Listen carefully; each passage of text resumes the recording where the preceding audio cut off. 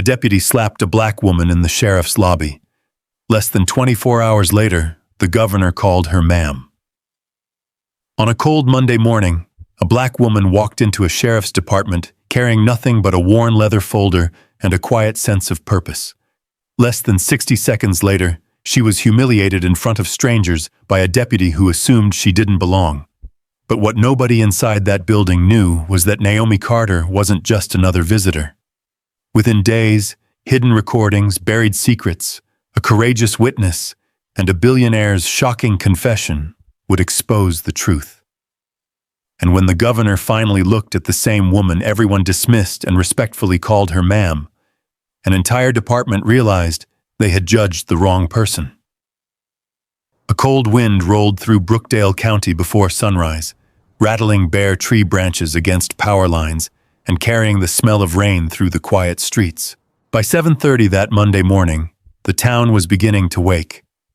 Traffic lights blinked over nearly empty intersections.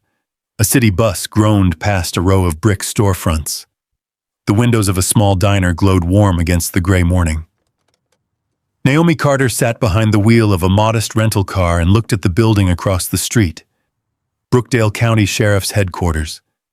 3 stories tall, brown brick, American flag hanging above the entrance. Nothing about it seemed remarkable, yet Naomi remained still for a moment, her hands resting quietly on the steering wheel. She had walked into hundreds of government buildings throughout her life. Community centers, city halls, schools, church basements, shelters.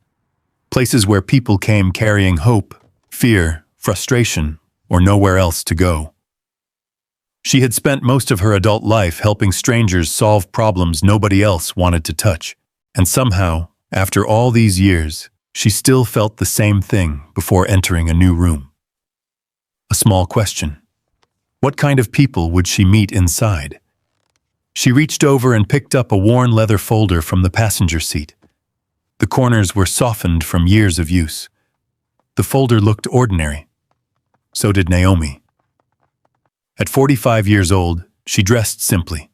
Dark coat, practical shoes, no jewelry except a small silver watch.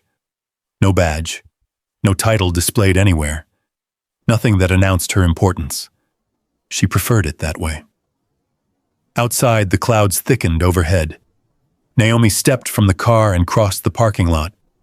The cold air bit at her cheeks. A few deputies entered through a side entrance without noticing her. She walked toward the main doors alone. The glass doors opened with a soft mechanical hiss. Warm air greeted her. The lobby was quiet. Fluorescent lights hummed overhead. A receptionist sat behind reinforced glass. A television mounted in one corner played muted local news. 2 civilians waited on plastic chairs near the wall. Everything seemed ordinary. Naomi took a few steps forward. She had barely reached the center of the room when another door opened behind her. Deputy Ryan Holt walked in carrying a cup of coffee. Tall, broad-shouldered, confident in the way some people become when they spend years believing every room belongs to them. Another deputy followed a few feet behind him. Ryan's eyes landed on Naomi immediately. His pace slowed. Something about her presence seemed to irritate him before she had spoken a single word. He looked her up and down. The plain coat, the folder, the unfamiliar face. A judgment formed almost instantly. Naomi noticed it. She had seen that look before, many times. People often decided who she was before learning her name. Ryan stopped a few feet away. "Can I help you?" he asked. The words sounded polite. His tone did not. Naomi offered a calm smile. "I have a meeting here this morning." Ryan glanced toward his partner. The partner smirked. "A meeting?" "Yes." "With who?" Naomi remained composed. "They'll be expecting me." For some reason, that answer seemed to bother him even more. Ryan took a step closer. The room felt smaller. The receptionist looked up. One of the civilians shifted uncomfortably in their seat. Still, Nobody said anything. Ryan folded his arms. You staff? No. You law enforcement? Naomi simply answered, I'm here for an appointment. His expression hardened. The conversation should have ended there. Instead, something changed. A need to challenge. A need to prove authority. A need Naomi recognized all too well. Ryan pointed toward the entrance. Then you need to wait outside. Naomi blinked. I'm sorry? You heard me. She remained respectful. My meeting is scheduled here. Not anymore. A silence stretched across the lobby. The receptionist lowered her eyes. The civilians stared at the floor. Nobody wanted involvement. Naomi felt disappointment settle inside her chest. Not fear, not anger. Disappointment. Because this moment felt familiar. Too familiar. She had spent years helping communities heal divisions. Years encouraging people to treat each other with dignity. Yet here it was again. A stranger deciding she didn't belong. Still, she kept her voice calm. I believe there's been a misunderstanding. Ryan laughed. The sound echoed off the tile floor. His partner laughed too. Naomi noticed the reaction from everyone else. Nobody joined in. Nobody objected either. The silence somehow felt louder than the laughter. Ryan moved closer. Close enough that Naomi could smell coffee on his breath. You need to leave. I have every right to be here. The words came out steady, not aggressive, not emotional, just true. For a brief moment, Ryan seemed surprised. Most people backed down. Most people avoided conflict. Naomi did neither. She simply stood her ground. The surprise quickly vanished. What replaced it was irritation. Then embarrassment. Then something worse. The lobby grew very still. Outside, rain began tapping softly against the windows. Ryan reached toward Naomi's arm. She stepped back. Please don't touch me. The sentence was calm, reasonable, simple, but it was enough. Everything happened quickly after that. Too quickly. A sharp movement, a burst of anger, a moment nobody expected. The sound echoed through the lobby, not loud, yet somehow impossible to ignore. The room froze. Coffee stopped halfway to a mouth. The receptionist stared. One civilian gasped softly. Ryan himself seemed surprised by what he had just done. Only for a second. Then pride returned to his face, as though admitting wrongdoing would somehow make things worse.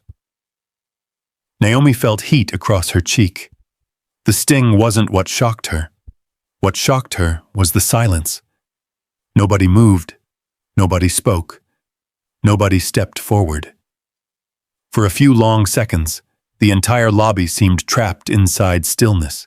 Naomi slowly raised a hand to her face. Her eyes met Ryan's. He expected shouting, threats, tears. Instead, he found none of those things. She simply looked at him, calmly, carefully, like someone studying a puzzle. Her gaze dropped briefly. Badge number, nameplate, Ryan Holt. She committed both to memory. Then she looked back into his eyes. The confidence in his posture remained, but something flickered beneath it. A tiny uncertainty, as though part of him suddenly wondered whether he had made a mistake. Naomi said nothing. She turned, walked toward the exit, opened the glass door, and stepped back into the cold morning rain. Behind her, the lobby remained silent. Ryan eventually cleared his throat. His partner muttered something. The spell broke. Conversations resumed. People returned to pretending nothing had happened. But across the parking lot, Naomi reached her car and paused beside the driver's door. Rain tapped softly against the leather folder in her hands. She looked back at the building. Not with anger, not with revenge, with something far more dangerous. Understanding. because in less than 1 minute, she had learned more about Brookdale County than months of reports could ever reveal. She opened the car door and sat inside. The rain continued falling. For several moments, she stared through the windshield at the building. Then she took out a pen, opened her folder, and began writing. Every detail, every face, every word, every second. By the time she finished, the page was nearly full. Outside, thunder rolled somewhere beyond the hills. Inside the car, Naomi closed the folder. Her expression remained unreadable. The question wasn't whether what happened in that lobby would matter. The question was why she seemed completely prepared for it, and what exactly she planned to do next. The answer didn't begin in Brookdale County. It began more than 30 years earlier, hundreds of miles away, on the south side of Chicago. Long before Naomi Carter learned how to remain calm in difficult rooms, she had learned what it felt like to be invisible. The neighborhood where she grew up was a place most politicians only visited during election years. Rows of aging apartment buildings stood shoulder to shoulder beneath tangled power lines. In summer, children played basketball on cracked courts until the streetlights flickered on. In winter, icy wind swept through the narrow streets and rattled loose windows through the night. Naomi's mother worked 2 jobs, one cleaning office buildings downtown, another stocking shelves at a grocery store before sunrise. Most nights, she came home exhausted. Yet somehow she still found energy to help neighbors. If an elderly resident needed groceries, she delivered them. If a single mother needed someone to watch a child for an hour, she volunteered. If a family lost power during a snowstorm, she shared blankets and food. Naomi watched all of it. She never forgot it. Her mother used to tell her something while washing dishes late at night. People remember how you make them feel long after they forget what you gave them. At the time, Naomi didn't fully understand. Years later, those words would shape her entire life. Growing up wasn't easy. There were moments when she felt the weight of other people's assumptions. Teachers who expected less from her. Store employees who followed her through aisles. Strangers who spoke to her as if she weren't intelligent enough to understand. The cuts were small, but they accumulated. One after another. Year after year. By the time Naomi graduated high school, she had learned a lesson many people never have to learn. Some people decide your value before they know your name. The remarkable thing was that she never allowed that lesson to turn into bitterness. She chose something harder: compassion. After college, she began volunteering at community centers, then shelters, then youth programs. The work paid little, sometimes nothing at all. But every day she met people who reminded her of the neighborhood where she'd grown up. People carrying burdens no one else could see. Teenagers trying to avoid gangs. Single parents working impossible schedules. Veterans sleeping in cars. Children pretending everything was fine. Naomi listened. She helped. And then she helped some more. Years passed. The work grew. What began as volunteer hours eventually became nonprofit programs, food drives, emergency housing partnerships, scholarship initiatives, addiction recovery support groups. Most people never heard her name. That was exactly how she liked it. The work mattered more than recognition. One autumn evening, nearly 20 years before the morning at Brookdale, a young man walked into one of Naomi's community programs. His clothes were expensive. His eyes looked exhausted. His hands trembled. Addiction had nearly destroyed his life. Most people saw a wealthy young man wasting opportunities. Naomi saw someone who needed help. She treated him no differently than anyone else. No cameras, no publicity, no special treatment. Just kindness. The young man stayed for months, then eventually rebuilt his life. Years later, Naomi rarely thought about him. To her, he was simply one of many people she'd helped along the way. She never imagined their paths would cross again, especially not now, especially not in Brookdale. Back in the present, rain continued falling outside her rental car. Naomi closed the leather folder and started the engine. The sheriff's headquarters disappeared in her rearview mirror. A few minutes later, she arrived at a modest hotel near the edge of town. Nothing fancy. Brick exterior, small lobby, a coffee machine that seemed older than the building itself. The woman at the front desk greeted her warmly. Unlike the people at the sheriff's department, she smiled without suspicion. "Good morning." Naomi smiled back. Good morning. Sometimes kindness really was that simple. Upstairs, she entered her room and set the folder on a small wooden desk. Only then did she finally look at herself in the mirror. The faint mark on her cheek was becoming visible. She studied it quietly. Not with anger, not with self-pity, with focus. Like someone examining evidence. Her phone vibrated. A text message appeared. One sentence. "Are you still planning to proceed?" No name. No signature. Naomi stared at the message, then locked the screen without replying. She walked toward the window. Outside, Brookdale looked peaceful. Traffic moved through wet streets. A school bus stopped at an intersection. People hurried beneath umbrellas. None of them knew what had happened that morning. None of them knew what was about to happen next. Her thoughts drifted briefly to her mother. She imagined the advice she would have given. Probably something simple. Probably something wise. The same advice she'd given her entire life. Don't let other people decide who you are. Naomi smiled faintly. Then she sat down and opened the folder again. Inside were documents, notes, schedules, appointments. Some pages carried official seals. Others contained handwritten observations. She reviewed every page carefully, methodically. Outside, thunder rolled across the distant sky. Inside the room, she remained calm, the same calm that confused everyone who met her. The same calm Ryan Holt had mistaken for weakness. The truth was much different. Naomi wasn't calm because she didn't feel pain. She was calm because she'd spent decades learning what to do with it. Pain could become anger, pain could become revenge, or pain could become purpose. She had made her choice a long time ago. Another vibration interrupted her thoughts. This time it was a phone call.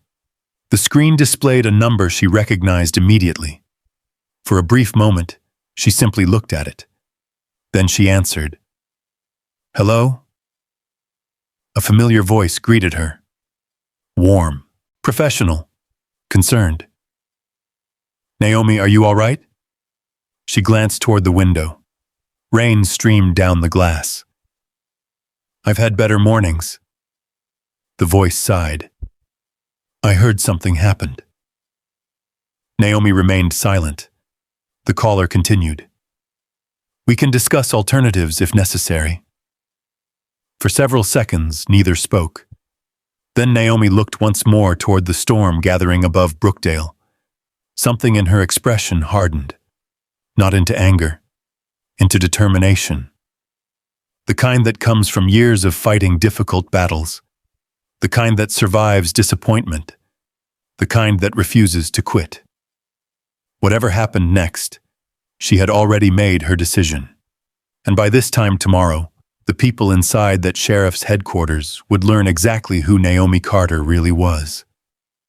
But first, there was one more stop she needed to make. One place she intended to visit before returning downtown. A place where a frightened 12-year-old boy was about to enter her story, and neither of them yet understood how important that meeting would become. The rain had softened to a steady drizzle by the time Naomi left the hotel. Brookdale looked different in the afternoon. The gray skies remained overhead, but the streets had filled with life. Cars splashed through puddles. People hurried beneath umbrellas. A delivery truck backed into an alley behind a bakery, its reverse alarm echoing between brick buildings. Naomi drove slowly through town. She wasn't heading toward another government office. She wasn't meeting lawyers or politicians. Instead, she followed a familiar habit she had developed years ago. Whenever she arrived in a new city, she visited the places where ordinary people gathered. Bus stations, community centers, corner diners, neighborhood parks. Those places often revealed more about a community than official reports ever could. 20 minutes later, she pulled into a small transit station on the east side of town. The building was old, weather-stained concrete, faded benches, a vending machine that looked like it had survived 3 different decades. The station sat between a pawn shop and a closed grocery store. Across the street, a mural painted by local students brightened an otherwise tired block. Naomi parked and stepped out. The air smelled like wet pavement and diesel fuel. She pulled her coat tighter and walked toward the covered waiting area. A handful of people sat scattered along the benches. An elderly man reading a newspaper. A woman speaking quietly into her phone. A young couple sharing earbuds. Then Naomi noticed him. A boy sitting alone near the far end of the shelter. Maybe 12 years old. Thin frame. Oversized hoodie. Worn sneakers. A backpack rested at his feet. His head was lowered. His shoulders were tense. He looked like a child trying very hard not to cry. Naomi slowed her pace. Years of community work had taught her something simple. People often reveal their pain long before they speak about it. The boy stared at the pavement. He didn't notice her approach. Naomi sat on the opposite end of the bench, leaving plenty of space between them. For several moments, she said nothing. The city moved around them. A bus arrived. Passengers stepped off. Others boarded. The doors hissed shut. The bus disappeared down the street. Still, the boy remained motionless. Eventually, Naomi glanced toward the vending machine. "You know," she said gently, "that machine owes me $2. The boy looked up, confused. "What?" Naomi nodded toward the machine. "I bought crackers from it once." "You bought crackers from it once?" "Not this one specifically." The corner of her mouth lifted. "But a machine just like it." The boy stared, unsure whether she was serious. "It took my money." A tiny smile almost appeared.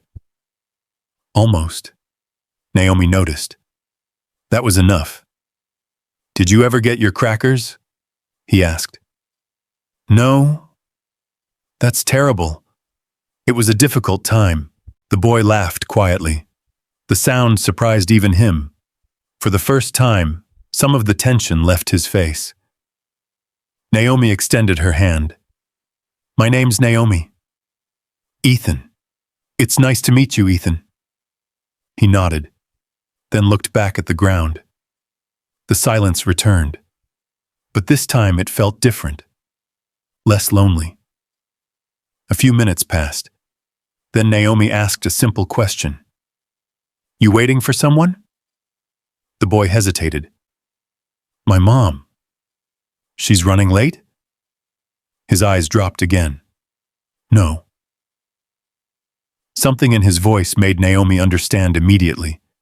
Not the details, but the weight behind them. "Hospital?" she asked softly. Ethan nodded. The answer came after several seconds. "She's been there 3 days." Naomi listened. Nothing more. Just listened. Many people underestimate how powerful that can be.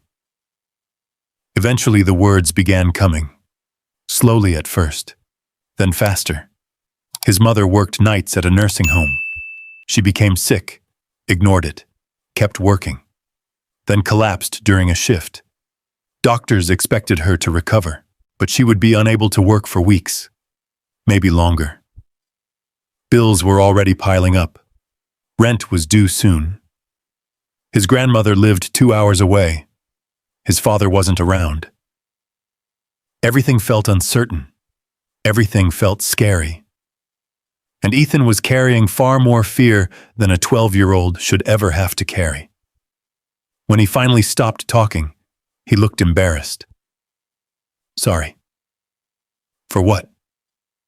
I talked a lot. Naomi smiled. That's what people do when someone listens. The rain continued tapping softly against the shelter roof. For a moment, neither spoke. Then Naomi stood. You eaten lunch? Ethan shrugged. That answer told her everything. 10 minutes later, they sat inside a small diner across the street. The place smelled like coffee and fresh bread. A waitress named Linda greeted Naomi by calling everyone honey, regardless of age. Ethan ordered cautiously, like someone worried about cost. Naomi noticed, so she ordered first. 2 sandwiches, soup, pie, hot chocolate. The boy's eyes widened. That's a lot. I know. We can't eat all that. Naomi leaned closer. Then we're going to have to work very hard.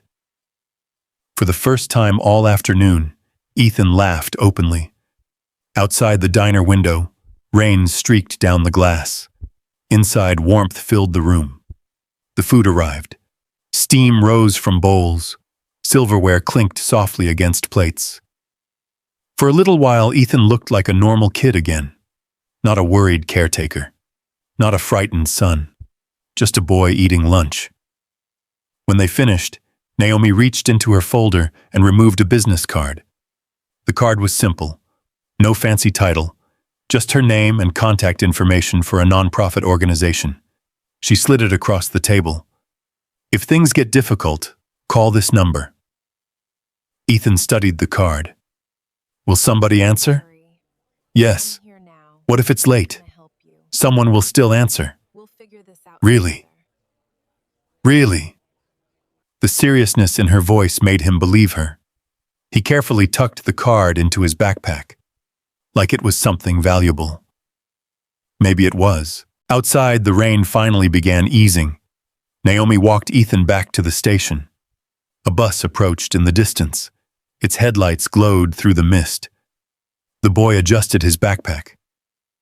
Thanks for lunch. You're welcome. And the hot chocolate. That too. Ethan smiled. Then something unexpected happened. He hugged her, quickly, awkwardly, the way children do when gratitude arrives before words. Naomi hugged him back. The bus pulled up moments later. Ethan climbed aboard. Before the doors closed, he looked back through the window. Naomi waved. He waved back. Then the bus rolled away. Naomi stood alone beneath the shelter, watching until it disappeared. She never noticed the black luxury SUV parked across the lot, never noticed the man sitting inside, never noticed him lowering a newspaper, or studying her with growing curiosity. The man was in his 60s, silver hair, tailored suit, the kind of presence that attracted attention everywhere he went. William Harrington, billionaire, philanthropist, advisor to some of the most powerful people in the state. He had witnessed the entire interaction. The lunch, the conversation, the kindness. Something about the woman seemed familiar. Very familiar. He couldn't place it. Not yet. But he knew one thing. People rarely behaved that way when they thought nobody important was watching. William continued staring as Naomi walked toward her rental car. A memory tugged at the edge of his mind. An old face. An old building. A difficult chapter from decades earlier. Before he could grasp it, the memory slipped away again. Naomi drove off. William remained parked, watching the empty space where her car had been. Meanwhile, across town, another storm was quietly gathering. Not in the sky. Inside the Brookdale Sheriff's Department, and before the week was over, the paths of Naomi Carter, Ethan, Ryan Holt, Jasmine Reed, and William Harrington would collide in ways none of them could possibly imagine. The rain continued through most of the afternoon. Water streaked across the tall windows of the sheriff's headquarters, while deputies came and went, carrying paperwork, answering calls, and moving through their routines as if nothing unusual had happened, as if a woman hadn't walked into the lobby that morning, as if she hadn't been publicly humiliated, as if nobody had witnessed it. Inside the patrol bullpen, laughter drifted through the room. Ryan Holt leaned back in his chair with the confidence of a man who had never been forced to face consequences. A half-finished cup of coffee sat beside his keyboard. Several deputies gathered nearby. The atmosphere felt casual, comfortable. Ryan was telling the story. Again. She walked in acting like she owned the place. A few people chuckled. One deputy shook his head. What did she want? Ryan shrugged. Who knows? Some people think every government building belongs to them. More laughter. Not loud, not cruel, almost worse, because it sounded normal, routine. The kind of laughter that grows in places where bad habits stop feeling wrong. Ryan smiled. The story was already changing, the details shifting, the truth becoming something easier to justify. She got confrontational. He took another sip of coffee. I handled it. Handled it. The words floated through the room. Nobody challenged them. Nobody corrected him. Nobody mentioned what they had actually seen. Across the bullpen, Jasmine Reed sat quietly at her desk. She stared at her computer screen, but she wasn't reading anything. Her jaw tightened. Her fingers hovered over the keyboard without moving. 6 years. That was how long she'd worked in Brookdale. 6 years of watching things she wished she hadn't seen. 6 years of convincing herself that staying silent was the smart choice, the safe choice, the necessary choice. Jasmine was one of only a handful of black deputies in the department. She had worked hard to earn her position, harder than most people knew. Long shifts, extra training, endless pressure to prove she belonged. And during those 6 years, she had learned another lesson. People who spoke up often found themselves alone. The deputies who challenged powerful coworkers stopped receiving preferred assignments. Promotions disappeared. Schedules changed. Careers slowed. Nobody openly punished them. It happened quietly, subtly, just enough to send a message. Jasmine knew because she had seen it happen, and because she had spent years making sure it never happened to her. But something about Naomi Carter lingered in her mind. The woman's calm expression, the way she hadn't shouted, hadn't argued, hadn't begged. She had simply looked at Ryan, as though she knew something nobody else did. Jasmine tried returning to work. She couldn't. The image kept returning. Finally, she stood and walked toward the break room. The hallway smelled faintly of old coffee and floor cleaner. Voices echoed from nearby offices. Life continued. Business as usual. Yet the discomfort inside her chest refused to leave. Inside the break room, Jasmine poured herself a cup of coffee. The machine rattled loudly. She stared through a small window overlooking the parking lot. Rain tapped against the glass. A memory surfaced. 3 years earlier, a young man had filed a complaint after a traffic stop. Nothing major, nothing dramatic. At least that's what people said afterward. Jasmine remembered reading the report, then watching it disappear. Weeks later, nobody mentioned it again. The complaint had simply vanished into the system. Another memory followed, then another, little things. Moments that felt wrong. Questions nobody wanted asked. Patterns nobody wanted noticed. She closed her eyes briefly. For the first time in years, those memories no longer felt separate. They felt connected. Back in the bullpen, Ryan's laughter echoed again. Jasmine opened her eyes. Something inside her shifted. Not courage. Not yet. Just doubt. Doubt about how much longer she could keep pretending everything was fine. That evening, long after most civilians had gone home, the building grew quieter. The fluorescent lights seemed harsher after dark. Hallways emptied. Office doors closed. Outside, the storm clouds finally began moving east. Jasmine remained at her desk. The clock on the wall read 7:18 p.m. Most deputies had already left. Ryan was gone. His shift had ended hours earlier. The building felt different without him. Still, uneasy. Jasmine logged into the department's internal records system. She hesitated, then typed a few search terms. Lobby, incident, complaint, date. Nothing. No report. No statement. No documentation. The morning's confrontation officially did not exist. Her stomach tightened. She already knew what she would find. Still, seeing the empty screen made it worse. She stared at it for several seconds, then quietly pulled out her phone. Click. A screenshot. One image. One piece of proof. Nothing more.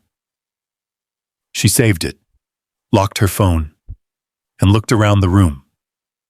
Nobody had noticed. The silence felt heavy.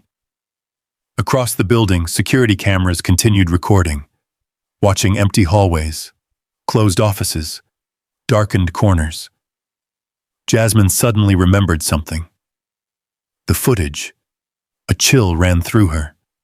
She knew how long the system stored recordings before automatically overwriting them. Everyone knew 48 hours. After that, evidence disappeared. Not because anyone necessarily deleted it, because the system erased itself. Convenient. Very convenient. Jasmine stood immediately. Her chair rolled backward. She headed toward the records office. Her footsteps echoed through the nearly empty corridor. The farther she walked, the louder her heartbeat seemed. She wasn't breaking rules. Not exactly. But she was doing something she'd avoided for years. Paying attention. The records room sat near the rear of the building. A narrow office filled with monitors and servers. The hum of electronics filled the air. Jasmine entered, logged in, pulled up the footage index. The lobby cameras were still there, still stored, still intact. For now. She copied the file locations onto a notepad. Nothing more. Nothing illegal. Just enough information to find them later, if necessary. As she finished writing, a voice behind her nearly made her jump. "Working late?" Jasmine turned. Sergeant Bill Turner stood in the doorway. Older, friendly, the kind of supervisor who avoided conflict whenever possible. Jasmine forced a smile. "Just finishing paperwork." Turner nodded. "Don't stay too late." Then he walked away. The moment passed, but Jasmine's pulse took several minutes to settle. When she finally left the records room, she carried only a small piece of paper. Nothing important to anyone else. Everything important to her. Outside, the parking lot glistened beneath streetlights. Rainwater reflected yellow pools of light. Jasmine sat in her car for a long time before starting the engine. Her phone rested in the passenger seat. The screenshot remained saved. The notes remained hidden in her pocket. For years, she had convinced herself that silence was survival. Tonight, that belief felt weaker than ever. Meanwhile, across town, Naomi Carter sat alone in her hotel room. The leather folder rested open on the desk. Notes carefully organized. Observations recorded. Plans moving quietly forward. A lamp cast warm light across the room. Beyond the window, Brookdale shimmered beneath wet streets and fading storm clouds. Her phone remained nearby. Waiting. The city was settling into evening. Most people believed the day was over. They were wrong. Because somewhere in Brookdale, pieces were already moving into place. A frightened boy. A woman carrying decades of quiet kindness. A deputy wrestling with her conscience. A billionaire haunted by an old memory. And a man named Ryan Holt, who still believed the worst thing that happened that morning was a minor inconvenience. He had no idea how much trouble was already headed his way, and by tomorrow, the first phone call would change everything. The town of Brookdale settled into darkness beneath a blanket of low clouds. Streetlights reflected on rain-soaked pavement. Neon signs flickered outside restaurants and gas stations. A freight train rolled slowly through the edge of town, its distant horn echoing through the night. Most people were finishing dinner, watching television, preparing for another ordinary Tuesday. But nothing about the next 24 hours would be ordinary. Inside her hotel room, Naomi Carter sat alone at the small wooden desk. The room was quiet except for the soft hum of the air conditioner. A lamp cast a warm circle of light across the surface of the desk. The leather folder remained open, pages neatly organized, notes carefully written. Every observation from the day had been recorded. The lobby, the witnesses, the exact time, the exact location, the exact words she remembered hearing. Naomi had spent decades documenting facts. Experience taught her that memories fade. Evidence does not. She reached up and gently touched her cheek. The faint redness remained visible. Not dramatic, not severe, but enough to remind her of the morning. For a moment, she closed her eyes. Not because she was overwhelmed, because she was tired. The kind of tiredness that settles deep inside a person after years of carrying responsibility. Her thoughts drifted back to Chicago, to her mother, to long nights spent helping neighbors when there was barely enough for themselves. She remembered something her mother once said after being treated unfairly at work. People had expected anger. Instead, her mother simply came home and made dinner.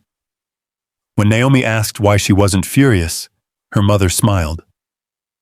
Anger burns fast. Purpose lasts longer. At the time, Naomi had been too young to understand. Now she understood perfectly. A vibration pulled her back to the present. Her phone lit up. The same number. The same person who had contacted her earlier. Naomi answered immediately. "Hello?" The voice on the other end sounded relieved. "Thank goodness." A brief silence followed. Then the voice continued. "I've been worried about you all afternoon." Naomi leaned back in her chair. "I'm all right." "Are you sure?" A faint smile crossed her face. "No." The honesty surprised both of them. The caller chuckled softly. "You've never been very good at pretending." "No." The voice became serious. "We can still stop this." Naomi looked toward the rain-speckled window. The town glowed softly beneath the darkness. "No. You don't have to prove anything. That's not what this is about." The caller sighed. Then came the question both of them had been avoiding. What exactly happened in that lobby? Naomi told the story, not dramatically, not emotionally, simply the facts. A woman entering a public building, a deputy making assumptions, an interaction escalating unnecessarily, a room full of people choosing silence. The voice listened carefully, never interrupting. When Naomi finished, the room became quiet. Finally, the caller spoke. "That's worse than I expected." Naomi didn't answer, because she knew something the caller did not. What happened wasn't the most important part. The reaction afterward was the laughter, the missing report, the silence. Those things revealed far more than a single bad moment. "They showed me exactly what I needed to see," Naomi said. The caller understood immediately. "You've made your decision." "Yes." Another pause. Longer this time. Then the question arrived. The one that mattered. "Do you want tomorrow canceled?" Outside, lightning flashed somewhere beyond the horizon. The room brightened for a brief second. Then darkness returned. Naomi's answer came without hesitation. No. The caller waited. Naomi continued. Tomorrow goes forward exactly as planned. The words settled heavily between them. Final. Certain. The voice on the other end exhaled slowly. Then I'll notify everyone. Thank you. They're not going to be happy. Naomi almost laughed. I don't imagine they will. The caller's tone softened. You know what happens after tomorrow. I do. Everything changes. Naomi looked down at the folder. The notes, the observations, the evidence, the truth. That's the point. After a few more minutes, the call ended. The room became quiet once again. Naomi set her phone aside, then opened the folder one more time. Near the back sat a sealed envelope. Official, confidential, untouched. She stared at it for several seconds. Tomorrow morning, that envelope would no longer be secret. Tomorrow morning, an entire department would learn exactly why she had come to Brookdale. And tomorrow morning, one deputy's life would begin changing in ways he could never predict. Across town, Ryan Holt sat at his kitchen table. A football game played on television. His dinner sat half-finished in front of him. His wife glanced up from her phone. Long day? Ryan shrugged. The usual? The usual? He took a drink. Just dealing with people. His wife smiled. That's your job. Ryan laughed. Unfortunately. The conversation moved on. Neither of them thought about the woman from the lobby, at least not for long. To Ryan, she was already becoming a forgotten memory. Just another face, just another day. He had no reason to think otherwise, because for years nothing ever happened. Complaints disappeared, problems faded, consequences never arrived. Why would tomorrow be different? Upstairs, he eventually went to bed. Within minutes, he was asleep. Peacefully, comfortably, completely unaware of what was waiting for him in the morning. Elsewhere in Brookdale, Jasmine Reed sat in her apartment. The screenshot remained open on her phone. She stared at it while a television played quietly in the background. An empty incident log, a missing report. Proof that something wasn't right. Several times she considered deleting it. Several times she almost did. But each time she stopped herself. The image remained. The longer she looked at it, the more impossible it became to ignore. For the first time in 6 years, Jasmine felt something stronger than fear. Responsibility. Meanwhile, on the other side of town, Ethan sat beside his mother's hospital bed. The room was dim. Machines beeped softly. His mother slept peacefully. For the first time in days, Ethan felt hopeful. The business card Naomi had given him rested safely inside his backpack. He checked twice before leaving the room, just to make sure it was still there. He didn't know why. Something about it felt important. Outside the hospital, a black luxury SUV pulled away from the curb. William Harrington sat in the back seat reviewing documents. But every few minutes his thoughts drifted back to the bus station, to the woman who bought lunch for a frightened child, to the strange feeling of recognition he couldn't explain. Finally, he closed the folder in his lap.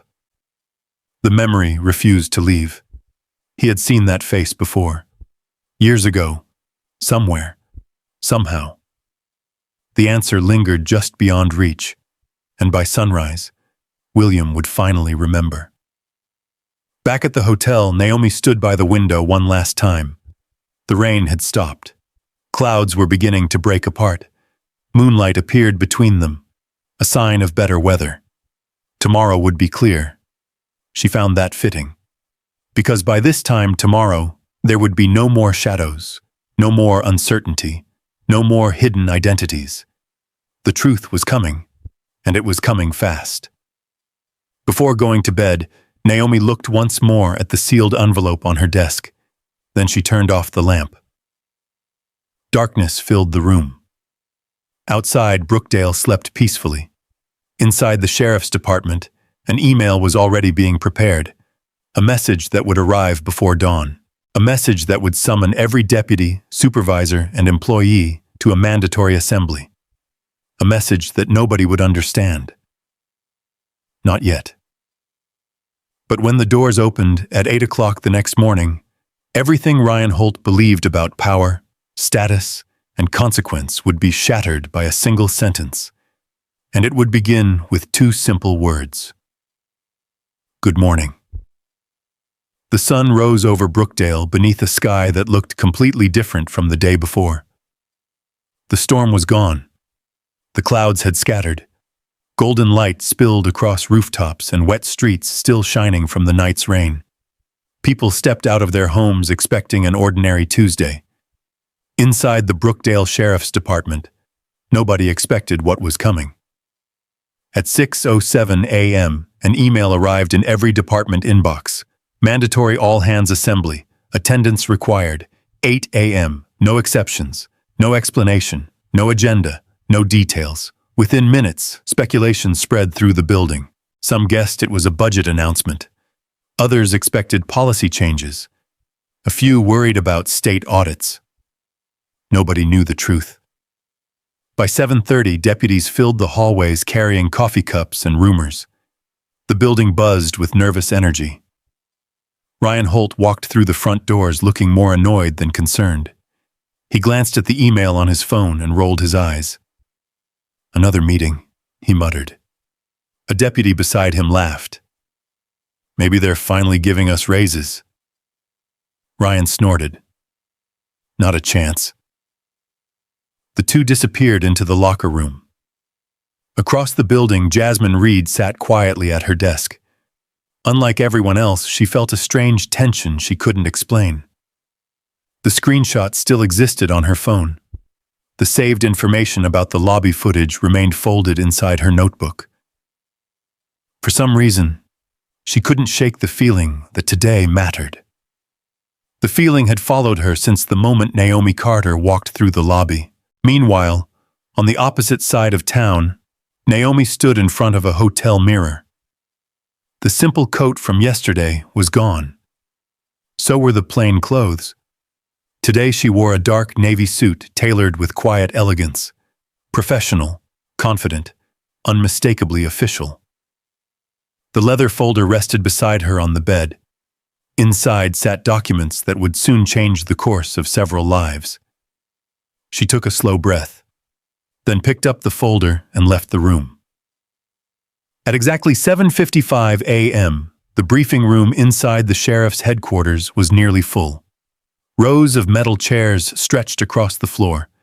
Deputies, supervisors, administrative staff, detectives, everyone waited. Conversations bounced around the room. Coffee cups steamed beneath fluorescent lights. Ryan sat near the middle, relaxed, comfortable. His feet stretched forward.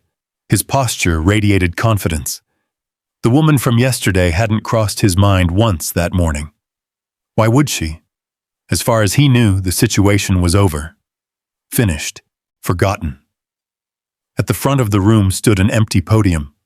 Beside it sat a reserved chair. Nobody knew who it was for. The clock reached 8 o'clock. The room quieted slightly. Then the side doors opened. Governor Eleanor Whitmore entered the room. Instantly, every conversation stopped. People straightened in their seats. Several deputies exchanged confused looks. The governor rarely appeared in person, certainly not for routine meetings. Whitmore walked confidently toward the podium. Two staff members followed behind her. She carried a folder beneath one arm.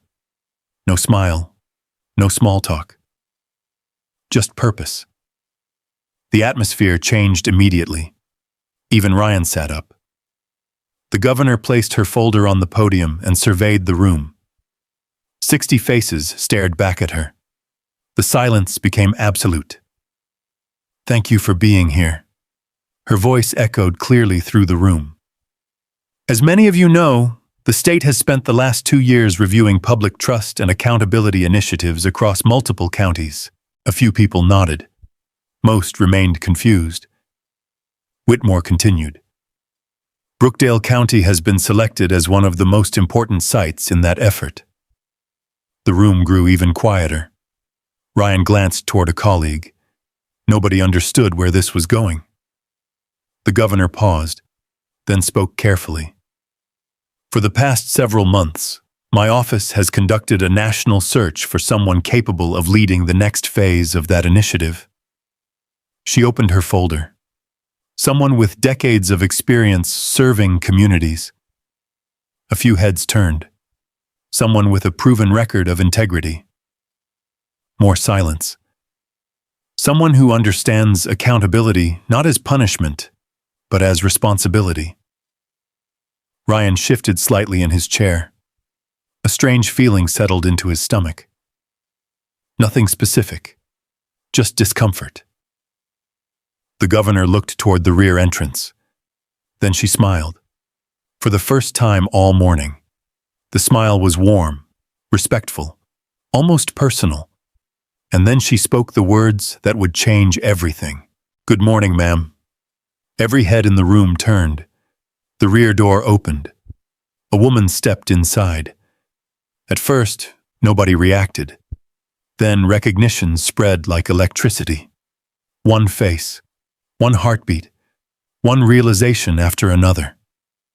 The woman walked calmly down the center aisle carrying a worn leather folder. Naomi Carter. The same woman from the lobby. The same woman Ryan Holt had confronted. The same woman he believed didn't belong there. Now every eye in the room followed her. Her posture was steady. Her expression calm. She didn't appear angry. She didn't appear nervous. She simply walked forward. Ryan stopped breathing. For a moment his brain refused to accept what he was seeing. The room seemed to tilt around him. His pulse thundered in his ears. No. No, that wasn't possible.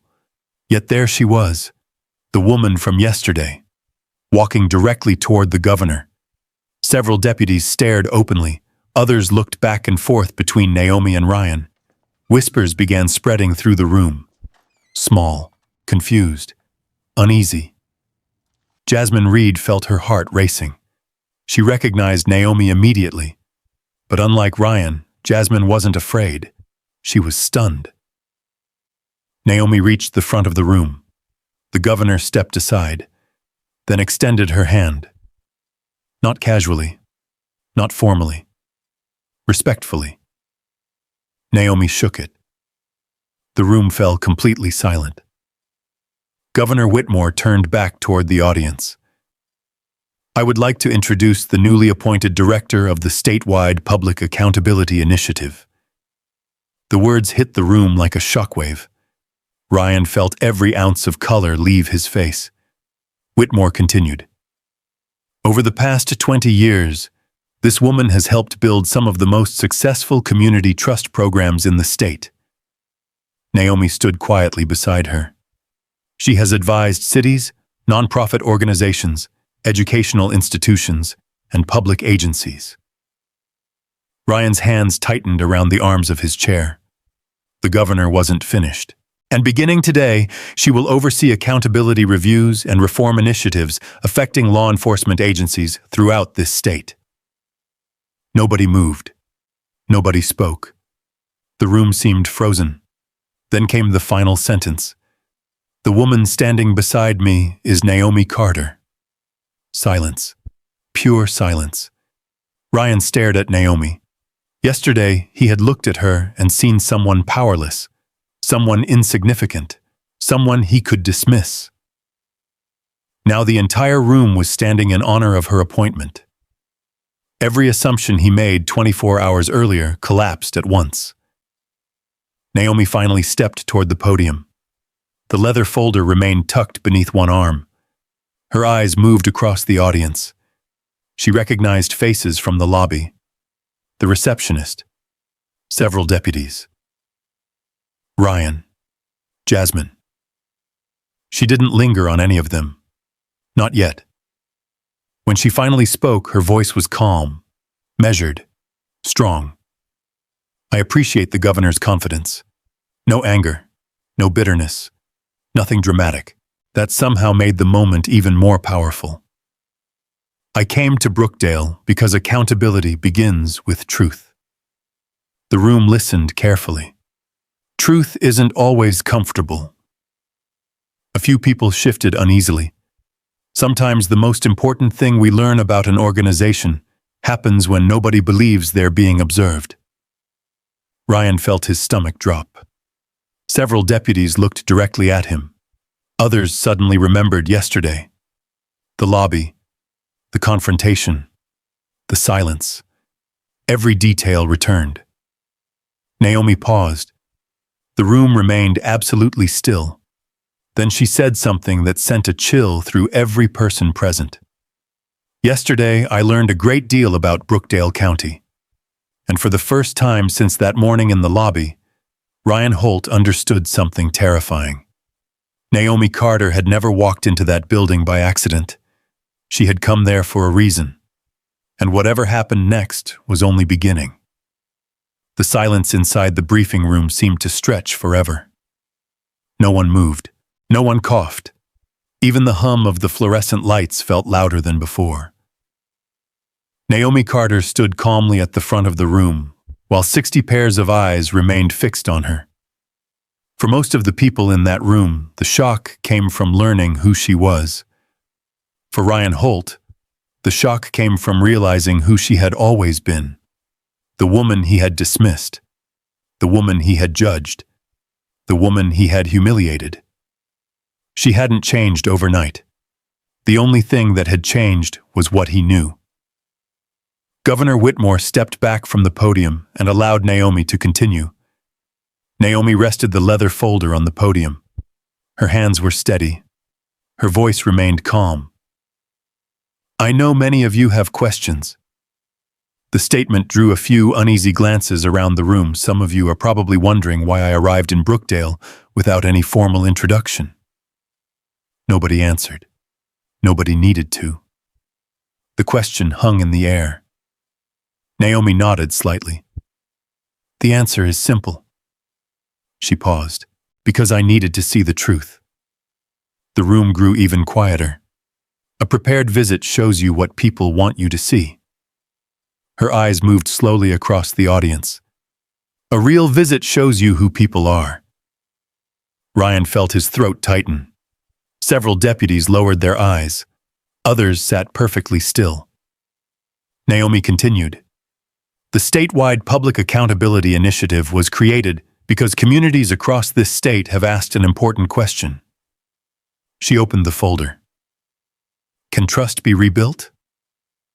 The words seemed to settle over the room, not through slogans. She turned a page, not through public relations campaigns. Another page, and not through promises. Then she looked directly at the audience. Trust is rebuilt through behavior. No one spoke. No one interrupted.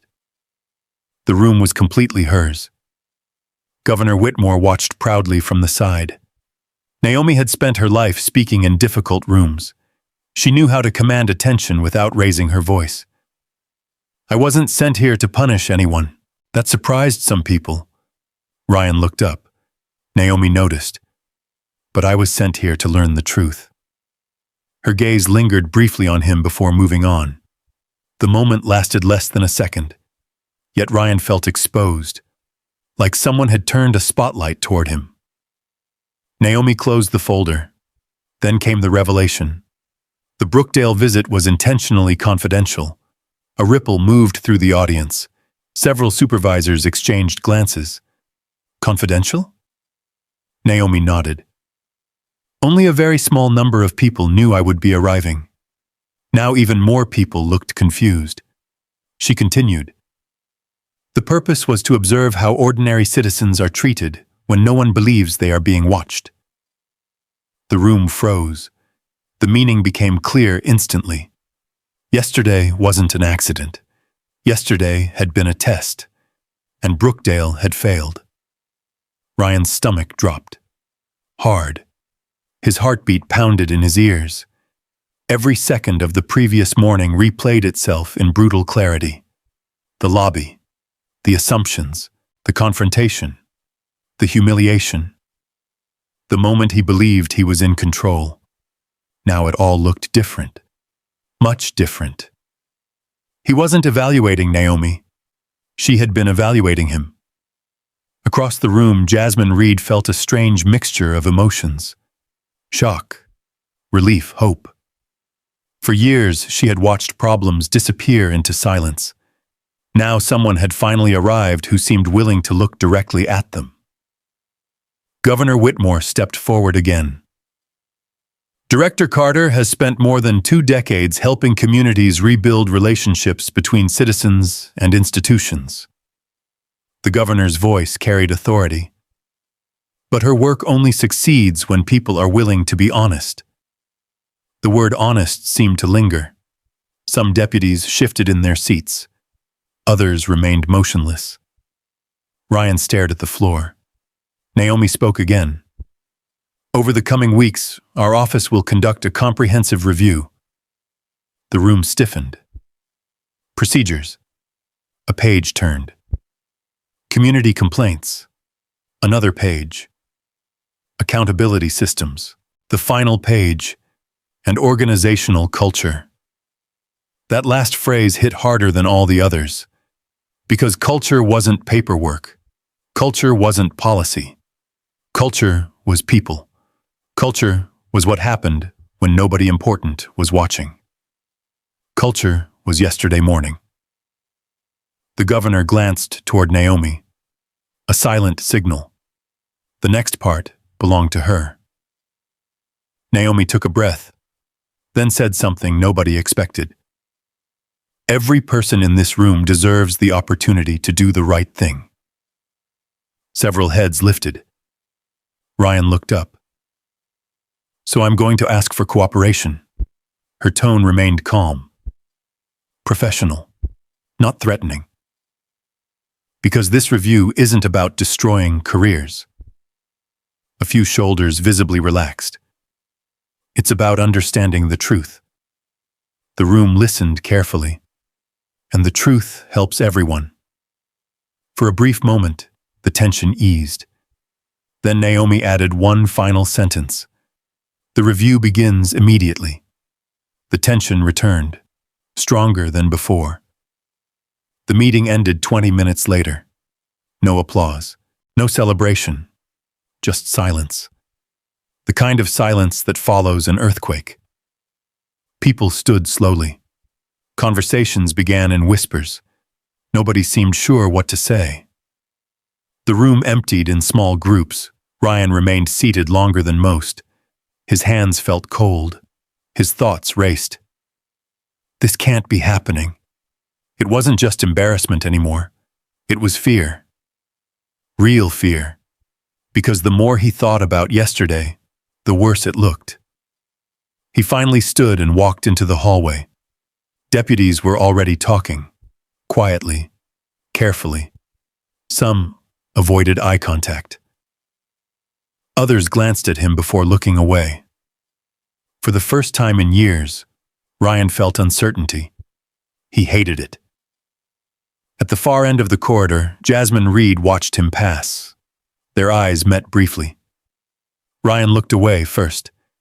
That had never happened before. Meanwhile, Naomi followed Governor Whitmore into a private conference room. The moment the door closed, the governor exhaled. That went about as expected. Naomi smiled faintly. I think a few people were surprised. A few? They both laughed softly. The first genuine laugh Naomi had experienced since arriving in Brookdale. Then the governor's expression became serious. What do you think? Naomi looked through the glass wall toward the hallway outside. Deputies moved past. Conversations continued. Pieces of a much larger story. I think the problems go deeper than one incident. Governor Whitmore nodded. She had expected that answer. And the deputy? Naomi knew exactly who she meant. Ryan Holt. For a moment she considered the question, then answered carefully. I think yesterday revealed a symptom. The governor leaned back. And the disease? Naomi looked toward the busy hallway again. The silence. The answer lingered between them. Because silence had been everywhere. In the lobby, behind desks, inside offices. People had seen. People had heard. Yet almost nobody acted. That worried Naomi more than one deputy ever could. A knock interrupted the conversation. One of the governor's staff members stepped inside. Director Carter? Yes? The staff member handed her a folder. These just arrived. Naomi opened it. Inside were preliminary records from Brookdale. Complaints. Performance reports. Internal reviews. She scanned the first page, then the second, then the third. Her expression changed. Not dramatically, just enough for the governor to notice. What is it? Naomi closed the folder slowly. I think we need to start sooner than expected. The governor raised an eyebrow. What did you find? Naomi looked down at the documents. The numbers weren't alarming by themselves, but together they painted a picture. Missing reports, repeated complaints, patterns. Small signs that something wasn't right. Not proof, not yet, but enough to raise serious questions. Outside the conference room, the sheriff's department continued operating normally. Phones rang, printers hummed, deputies answered calls. The building looked exactly the same as it had 24 hours earlier. Yet everything had changed, because for the first time, someone was paying attention. And somewhere else in Brookdale, another piece of the puzzle was about to emerge. A piece connected to a frightened boy, a hospital room, and a recording nobody yet realized existed. By the end of the week, that recording would become one of the most important pieces of evidence in the entire investigation. And when it finally surfaced, the truth would become impossible to ignore. The announcement changed everything. Not overnight, not dramatically, but quietly, like the first crack in a dam. By Wednesday morning, Brookdale County Sheriff's Department looked exactly the same from the outside. The same brick building, the same patrol cars parked along the curb, the same American flag moving gently above the entrance. Yet inside something had shifted. People were watching their words more carefully. Conversations stopped when certain people entered rooms. Whispers traveled through hallways. Rumors multiplied. No one knew exactly what Director Naomi Carter would uncover, but everyone understood one thing. The old way of doing things was under a microscope, and some people were far more nervous than others. Ryan Holt barely slept Tuesday night. Every time he closed his eyes, he saw the briefing room, the governor, the introduction, Naomi Carter walking down the aisle. The memory replayed endlessly. At work, he tried convincing himself everything would be fine. People made mistakes. People moved on. Nothing had officially happened yet. No investigation had contacted him. No supervisor had called him into an office. No disciplinary notice had arrived. Yet the anxiety remained, because deep down, he knew something. The problem wasn't what he did. The problem was what other people might have seen. Across the building, Naomi sat inside a temporary office established for the review team. Morning sunlight spilled through large windows. Stacks of files covered the conference table. Citizen complaints, internal reports, performance evaluations. For 2 days, she reviewed them carefully. The numbers told stories, not complete stories, but enough to reveal patterns. Certain names appeared repeatedly. Certain complaints vanished unusually quickly. Certain investigations seemed to end before they truly began. She highlighted sections, made notes, asked questions. And with every page, the picture became clearer. By Wednesday afternoon, she made a decision. The review would move into a formal investigative phase. She picked up the phone. "I need an independent investigator assigned immediately." The request traveled through state channels. The approval came faster than expected. By Thursday morning, the process was officially underway. Meanwhile, another decision was being made elsewhere, one much harder. Jasmine Reed sat alone in her patrol car during her lunch break. The screenshot remained on her phone. The notes about the lobby footage stayed folded inside her notebook. For 3 nights, she had barely slept. Every time she considered speaking up, fear returned. Fear of retaliation, fear of isolation, fear of becoming the next target. Yet another feeling had begun growing stronger. Guilt. The memory of Naomi standing alone in that lobby haunted her. The memory of everyone watching. The memory of doing nothing. Jasmine stared through the windshield. Traffic moved slowly along Main Street. People carried groceries. Children crossed intersections. Life continued. Ordinary. Unaware. She thought about the 6 years she'd spent protecting her career. Then she thought about the woman who walked into Brookdale and told the truth after only 1 day. The comparison hurt. Finally, Jasmine reached for her phone. Her hands trembled slightly. She opened a contact form connected to the state review office. Then she typed 3 words. "I need to talk." She stared at the message. For several seconds, she nearly deleted it. Then she pressed send. The message disappeared. The moment passed. Yet somehow everything felt different afterward. As though a weight had shifted. As though silence had finally loosened its grip. Across town, Ethan sat beside his mother's hospital bed. Wednesday sunlight filled the room. His mother looked stronger than she had days earlier. Color had returned to her face. The doctors were optimistic. For the first time all week, Ethan smiled more than he worried. He pulled the business card Naomi had given him from his backpack. He had looked at it every day. The card represented something simple. Hope. His mother noticed. "Who's Naomi?" Ethan smiled. "The nicest person I ever met at a bus station." His mother laughed softly. "That sounds very specific." "It is." Then he told her the story. The lunch, the conversation, the hot chocolate, the card. Everything. His mother listened carefully. When he finished, she seemed thoughtful. "I'd like to thank her someday." Ethan nodded. So would I.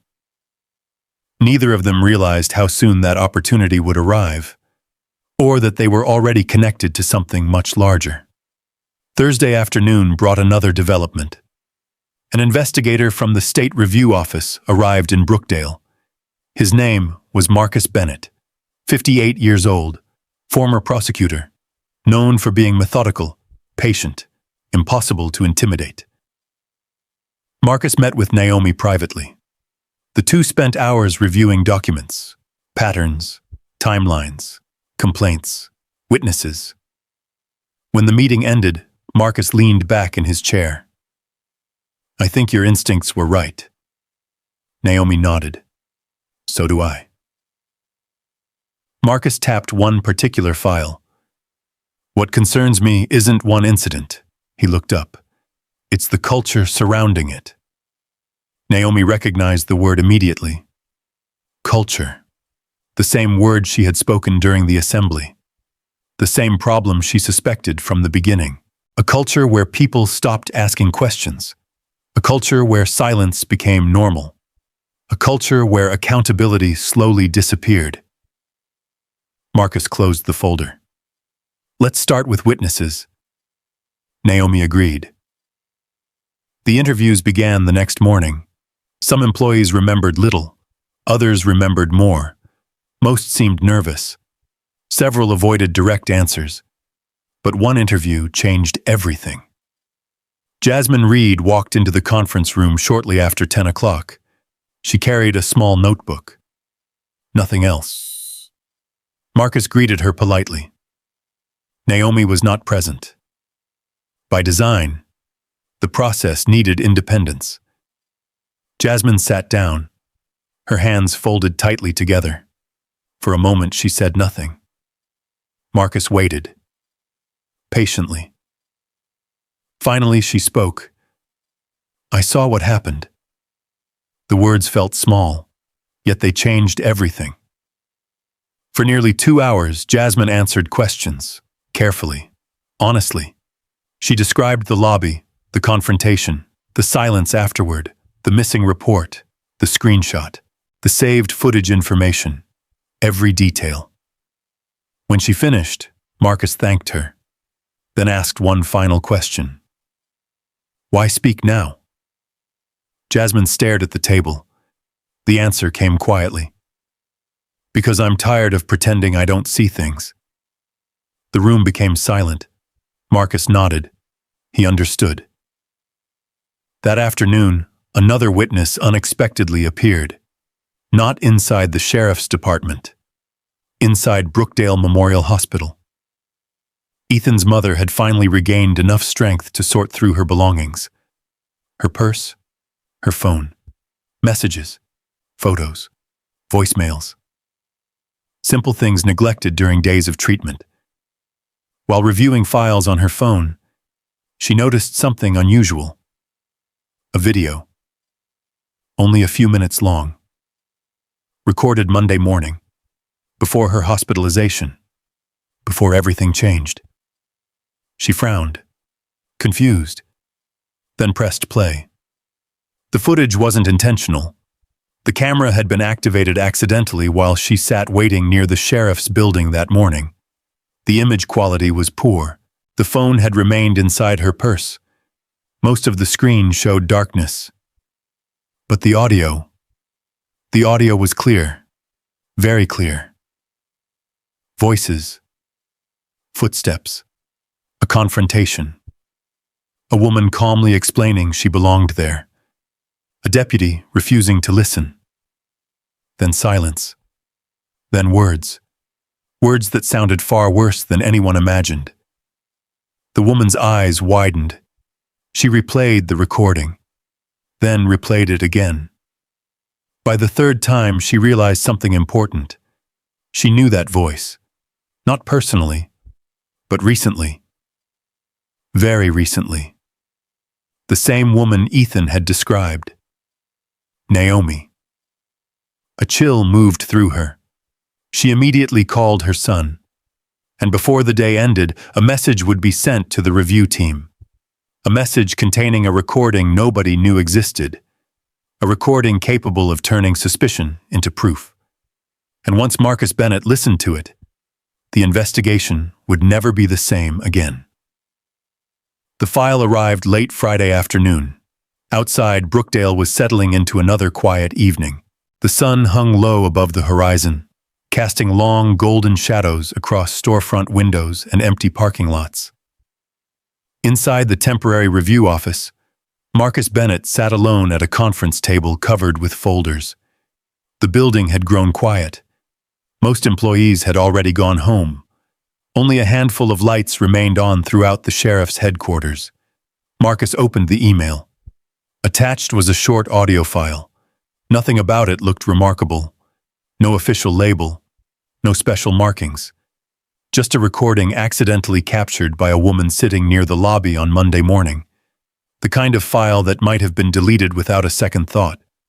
Instead, it had found its way to him. Marcus slipped on a pair of headphones.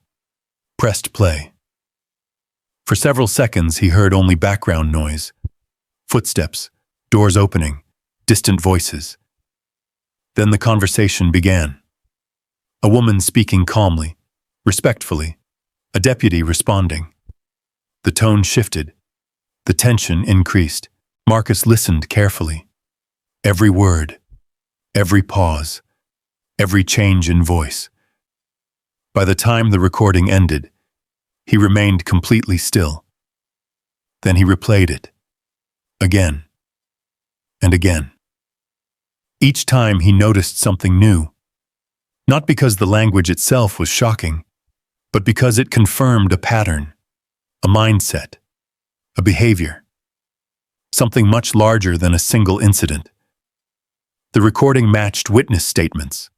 It matched Naomi's notes. It matched Jasmine's concerns. Most importantly, it matched the culture Marcus had begun uncovering throughout the week.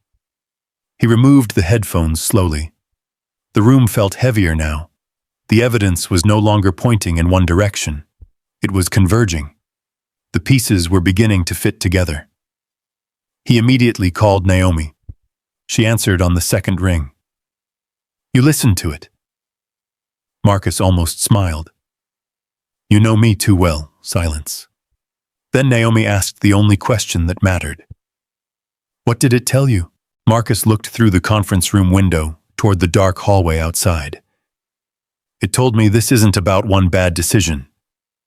Naomi understood immediately, because she had reached the same conclusion days earlier. It's systemic. Yes. The word lingered. Neither of them liked it. Because systemic problems were always harder to solve, harder to confront, harder to repair. Yet now they had no choice. After ending the call, Marcus returned to the files. He began reviewing old complaints again, this time with a different perspective, not looking for isolated incidents, looking for patterns. And once he started looking, he found them everywhere. 3 years earlier, a complaint dismissed within 48 hours. 2 years earlier, another investigation closed without interviews. 18 months earlier, a citizen report marked incomplete and quietly archived. Each case seemed insignificant by itself. Together they formed a trail leading towards something nobody inside the department wanted discussed. Meanwhile, Ryan Holt spent Friday evening trying to convince himself everything would work out. He sat alone on the back porch of his home. A half-finished drink rested beside him. Crickets chirped in the darkness. The neighborhood felt peaceful, but peace never reached him. Not anymore. Every conversation at work now felt different. People spoke more carefully. Supervisors appeared more cautious. Several coworkers who once laughed at his jokes now avoided eye contact. The change was subtle, yet impossible to ignore. Ryan hated it. For years he had moved through the department with confidence.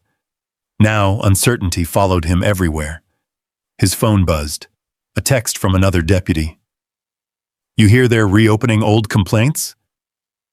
Ryan stared at the screen. His stomach tightened. He typed a response. "Rumors," then deleted it. Because he wasn't sure anymore. The truth was, he had heard the same rumor, more than once, and every time he heard it, the fear returned.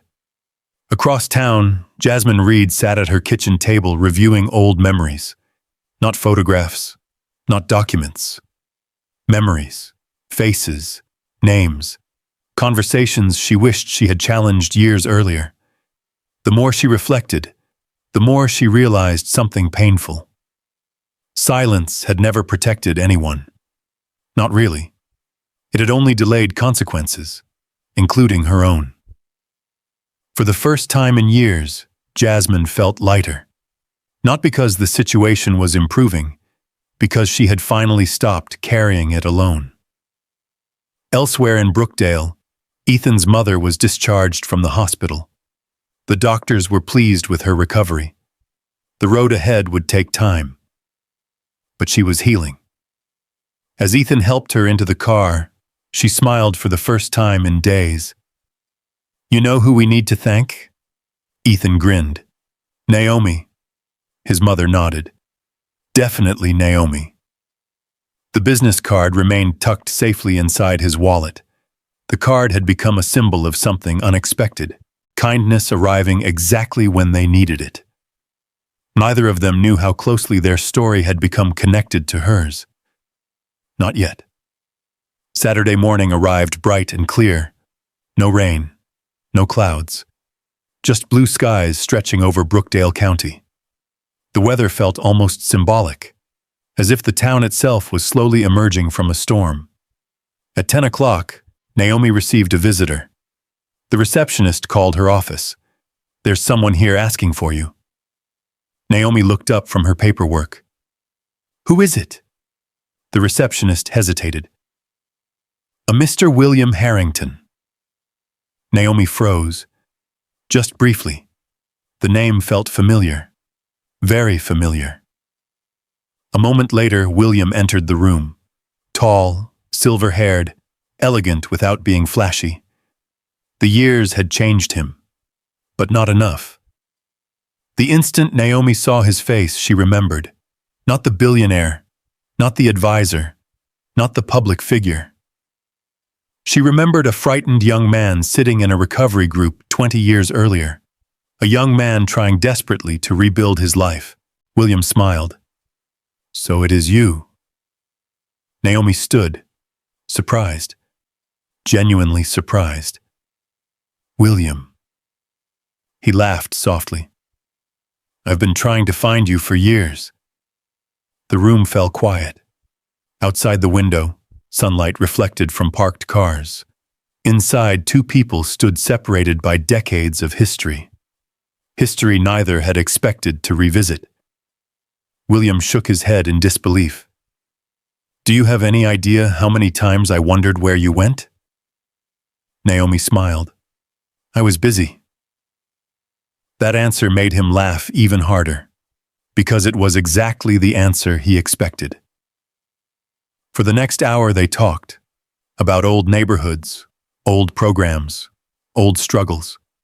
William told her about his younger brother, the recovery, the second chance, the life that followed. Naomi listened quietly, as she always had. Eventually, William became serious. "You never took credit." Naomi looked confused. "For what?" "For saving him." She shook her head immediately. "I didn't save anyone." William leaned forward. "That's where you're wrong." His voice softened. "You gave him a chance when nobody else would." The room became still. Outside, a breeze moved through nearby trees. For a moment, neither spoke. Then William said something unexpected. "I watched you at the bus station." Naomi blinked. "The boy?" William nodded. "I saw everything." Now it was Naomi's turn to laugh. "I hope you enjoyed the world's most expensive grilled cheese sandwich." William smiled. Then his expression changed. More thoughtful. More emotional. "You haven't changed." The words landed softly, yet they carried enormous weight. Because William had spent decades around powerful people, influential people, famous people. Many changed. Few stayed the same. Naomi Carter remained exactly who she had always been. The realization affected him more than he expected. By the time William left, one thing had become clear. His appearance in Brookdale was no coincidence, and before this story ended, his connection to Naomi would become public. Very public. Back at the sheriff's department, Marcus Bennett continued digging deeper.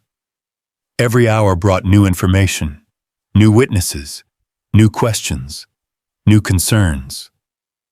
The investigation was gaining momentum, and for the first time, several people inside the department began worrying about where it might lead. Because when truth starts moving, it rarely stops, and the empire built on silence was beginning to crack. Monday morning arrived with an energy Brookdale had never felt before. The investigation had become impossible to ignore.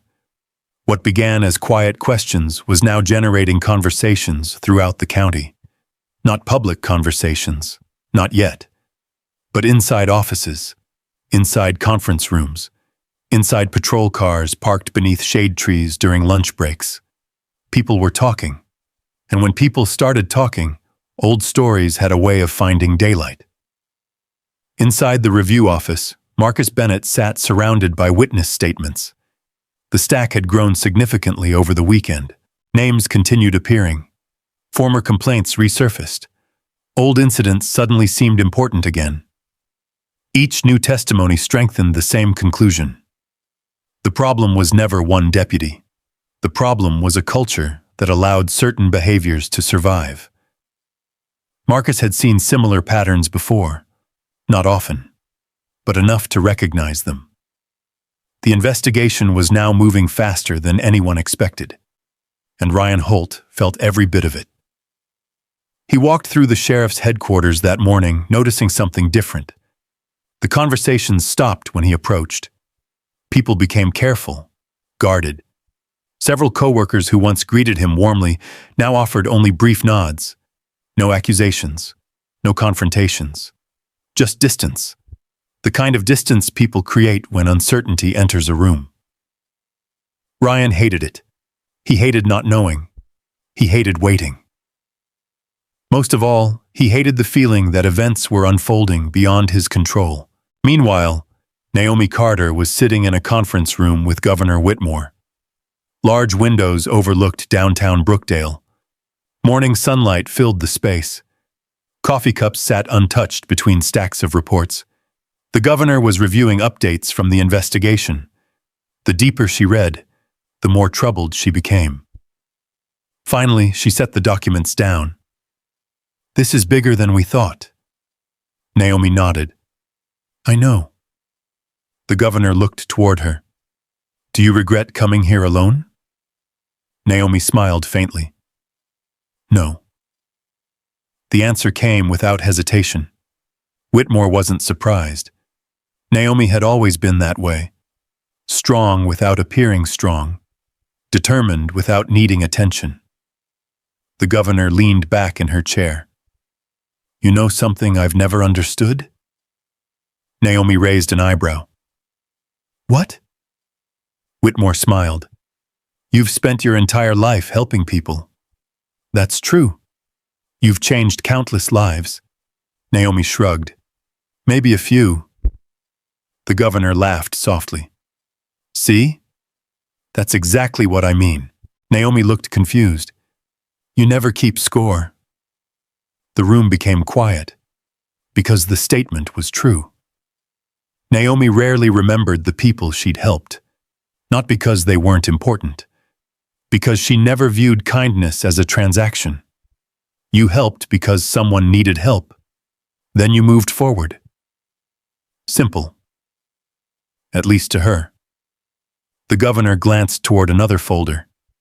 A new name sat highlighted on top. William Harrington, one of the most recognizable philanthropists in the state. The governor knew him well. Everyone did. Yet she still found the timing curious. He requested a meeting. Naomi looked up. "William?" The governor nodded. "Apparently, he's very interested in this case." Naomi smiled. "You could say that." Whitmore noticed the smile, then noticed something else. Recognition. "How exactly do you know William Harrington?" Naomi laughed quietly. "That's a long story." The governor leaned forward. "We have time." And so Naomi told it. 20 years earlier, Chicago, a community recovery program operating from the basement of an old church. Nothing glamorous, folding chairs, coffee, volunteer counselors, people trying to rebuild their lives. Among them was a young man named Thomas Harrington, William's younger brother. At the time, Thomas was struggling, not financially, emotionally, personally. His life had drifted off course. His family was worried. Most people saw his mistakes. Naomi saw a human being trying to find his way back, so she treated him like everyone else. No special treatment, no judgment, no publicity, just patience. Weeks became months, months became years. Eventually, Thomas recovered, built a career, started a family, moved forward. Naomi never expected anything in return. In fact, she completely lost contact with the family afterward. The governor listened quietly. When the story ended, she shook her head. "You never told me any of this." Naomi laughed. It wasn't important. It was to them. The governor's words lingered, because sometimes the impact we have on other people is invisible to us, yet unforgettable to them. Later that afternoon, William Harrington arrived. The meeting took place inside a private conference room. Floor-to-ceiling windows overlooked the city.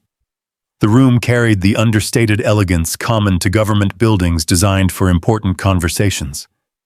William entered carrying a thin folder. Governor Whitmore greeted him warmly. Naomi stood nearby. For a brief moment, all three simply smiled. Old friendships, shared history, unexpected reunions. Then the conversation began. William wasted no time. "I'd like permission to make a public statement." The governor raised an eyebrow. "About the investigation?" "No." William looked toward Naomi. "About her." The room became still. Naomi immediately shook her head. "No." William laughed. "I knew you'd say that." "Then why ask?" "Because I'm asking anyway." The governor watched the exchange with amusement. Clearly, this argument wasn't new. William opened the folder. Inside were photographs, old photographs, a church basement, community events, recovery meetings, volunteers, and among them, a much younger Naomi Carter. The sight caught her off guard. She hadn't seen those pictures in years. William placed one photo on the table. It showed Thomas smiling during a graduation ceremony after completing the program. Standing beside him was Naomi. Not in the center, not posing, simply helping arrange chairs in the background. William pointed at the image. "That's the problem." Naomi looked confused. "What is?" "You're always in the background." The room fell silent. William's voice softened. "My brother is alive because somebody believed in him when he couldn't believe in himself." Naomi looked away, uncomfortable with praise. As always. William continued, "My family never forgot that." The governor watched carefully, because she could see something deeper happening. This wasn't about money, or politics, or publicity. This was gratitude, 20 years of gratitude, finally finding its voice. William leaned back. "People think success happens in boardrooms." He shook his head. "Sometimes it starts in a church basement with somebody who refuses to give up on you." Naomi said nothing. The silence itself became emotional. For a moment, nobody spoke. Outside the window, Brookdale continued moving through another ordinary afternoon. Cars passed intersections. Pedestrians crossed sidewalks. Life continued. Yet inside that room, a truth was finally being acknowledged. Not publicly, not yet, but soon. Before leaving, William stood and gathered the photographs. Then he paused. "There is something else." The governor looked up. "So far, this story has focused on what happened in the lobby." William nodded. "But that's not the story." Naomi frowned. "What do you mean?" William smiled gently. "The story is what happened long before the lobby." The room became quiet. Because everyone understood. The investigation, the evidence, the accountability, those things mattered. But they weren't the heart of the story. The heart of the story was a woman who spent decades helping strangers without expecting anything in return. A woman who had changed countless lives without realizing it. A woman who never stopped being kind, even after being treated unfairly. And very soon, the entire state would learn exactly who Naomi Carter really was, including people who owed her far more than she ever knew, because the investigation was uncovering one truth. But William Harrington was about to reveal another, a truth far more personal. And when he finally told the world what Naomi had done for his family 20 years earlier, nobody inside Brookdale Sheriff's Department would ever look at her the same way again. The following Thursday felt different from every other day that had come before it. The air inside Brookdale Sheriff's Department seemed heavier, more serious, as though the building itself understood that something important was about to happen. For nearly 2 weeks, the investigation had expanded through every corner of the department.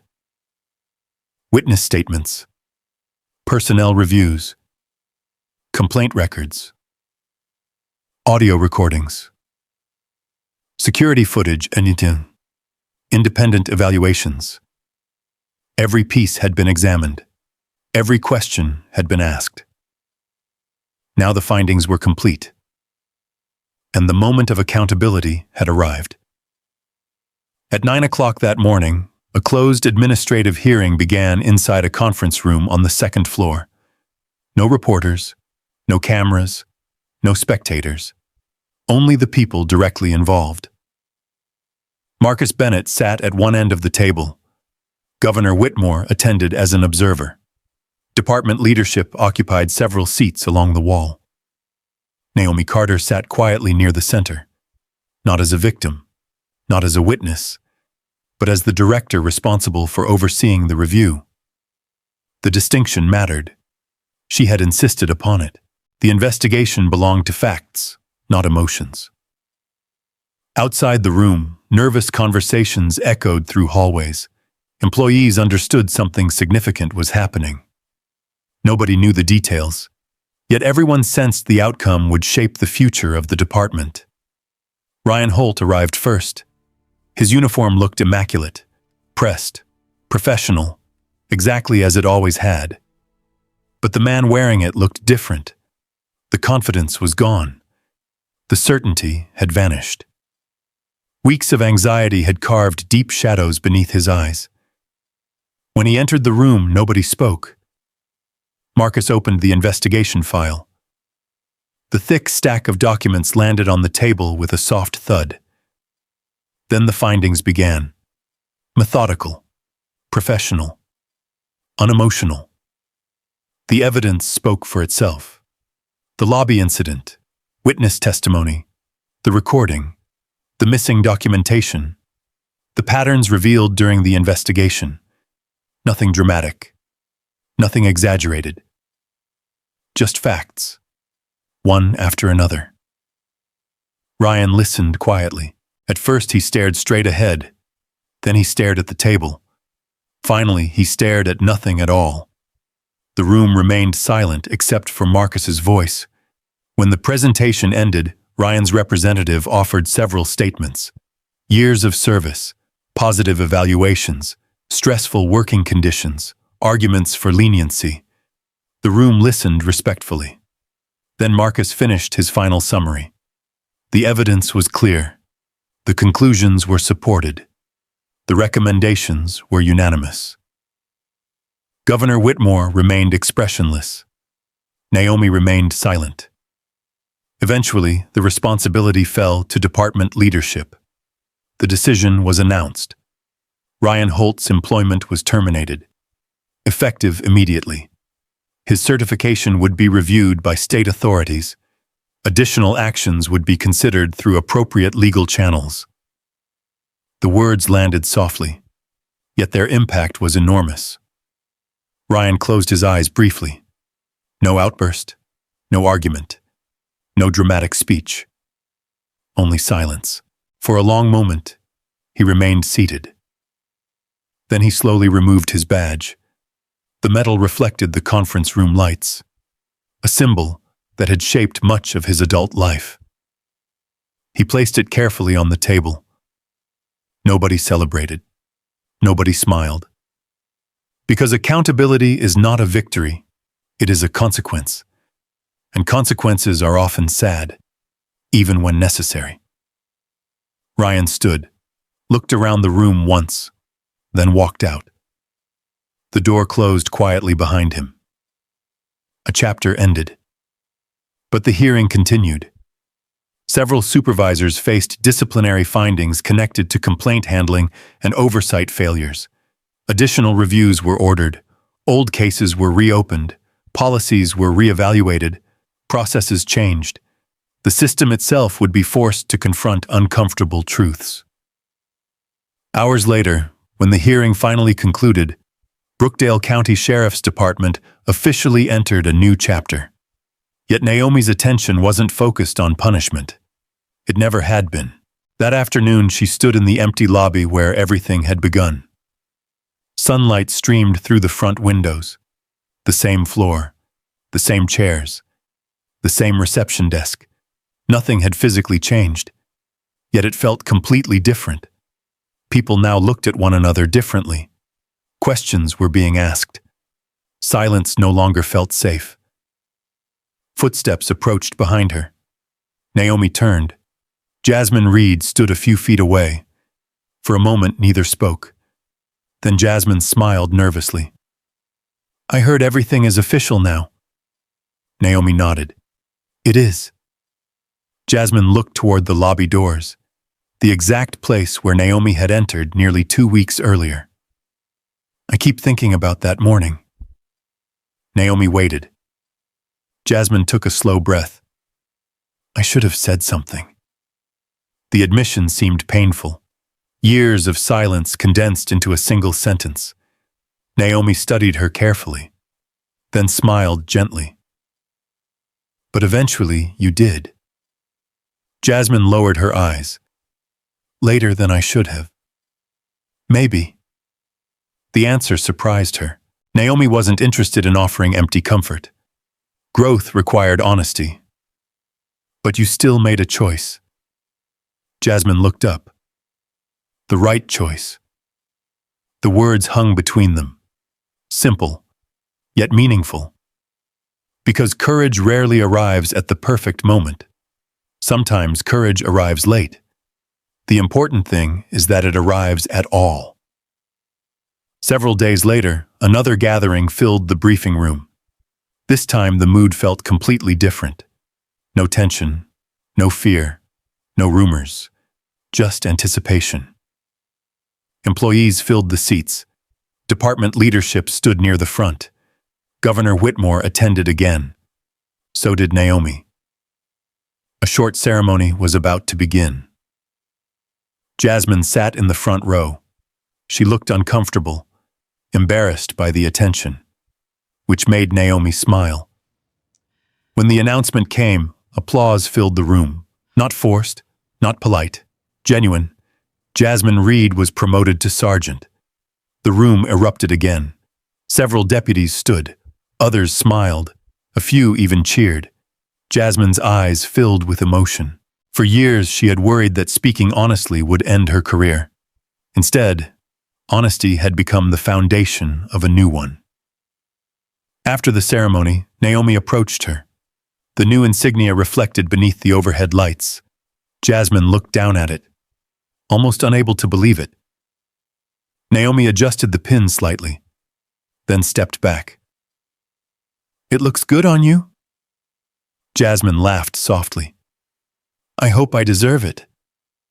Naomi's answer came immediately. "Make sure everyone under your supervision feels safe enough to speak." The words carried deeper meaning than any promotion ever could. Jasmine nodded. "I will." Across the room, Governor Whitmore watched the exchange with quiet satisfaction. The department still had a long road ahead. Trust takes time. Healing takes time. Real change always takes time.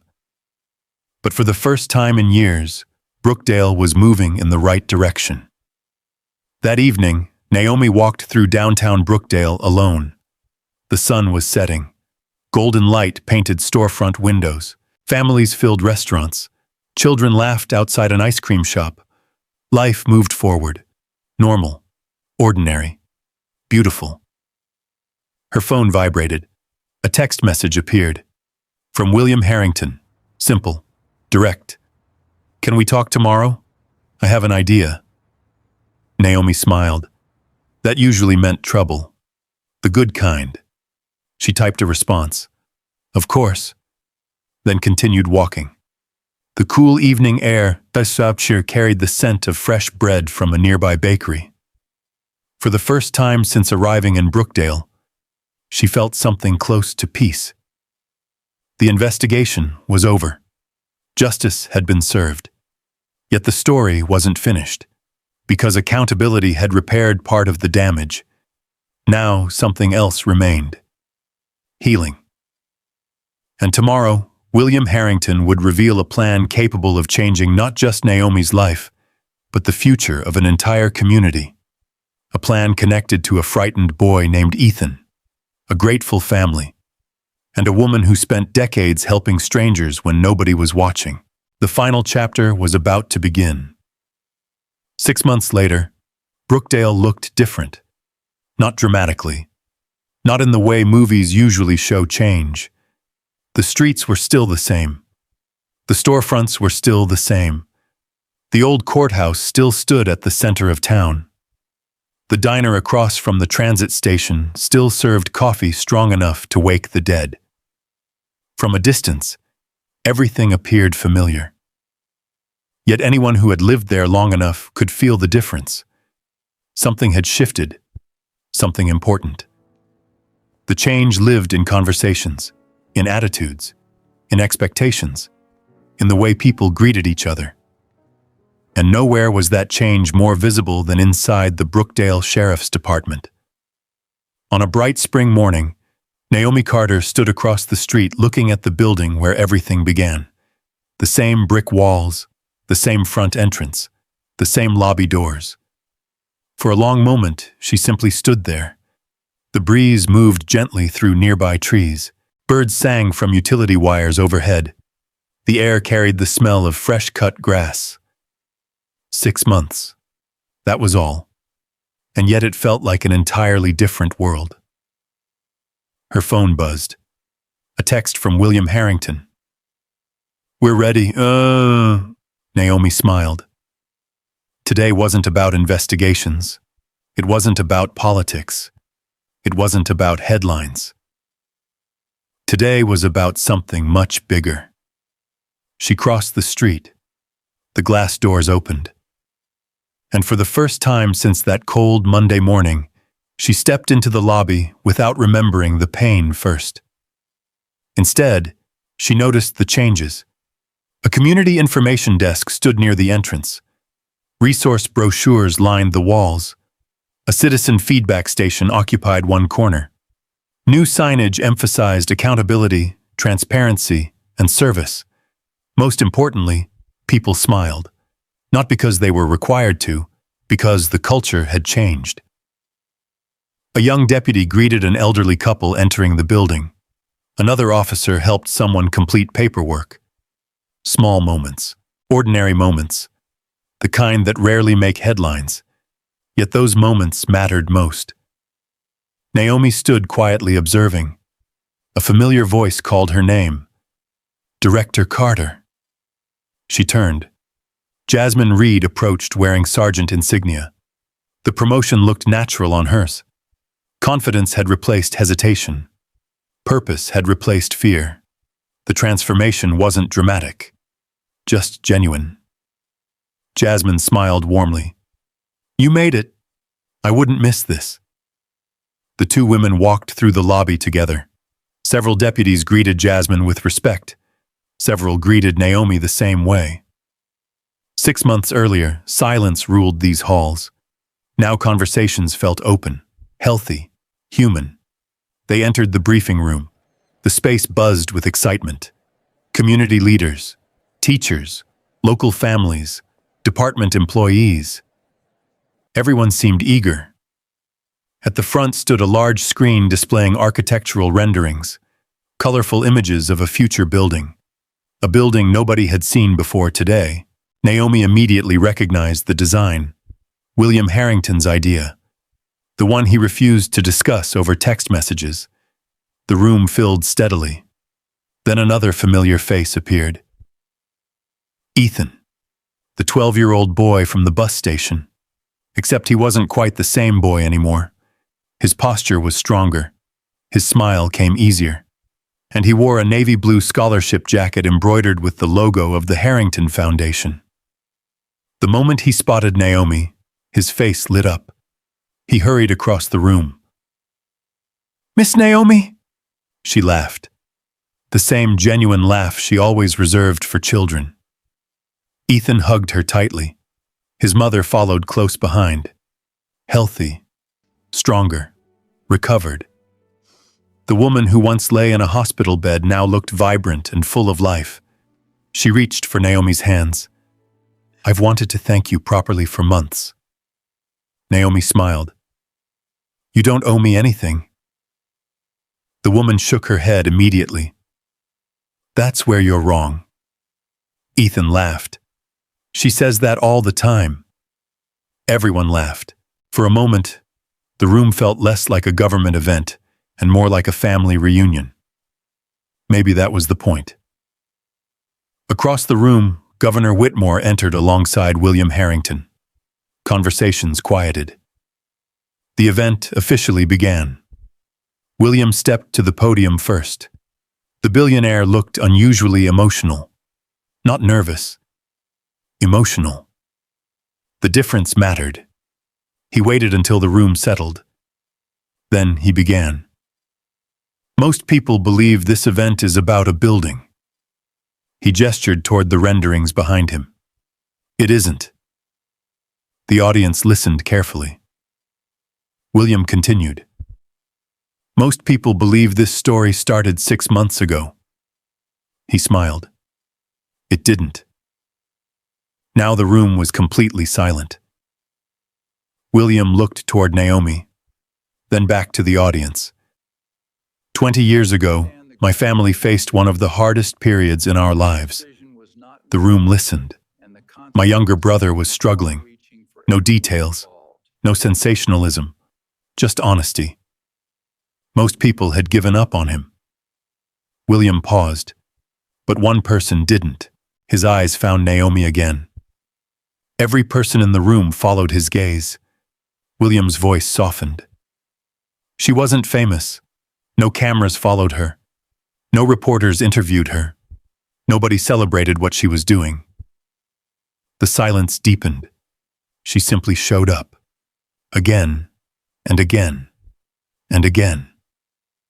He smiled, because she believed people deserved second chances. Several audience members wiped tears from their eyes. William wasn't finished. Everything my brother became afterwards started because someone cared enough not to quit. The room remained completely still. Naomi lowered her eyes, embarrassed by attention. As always.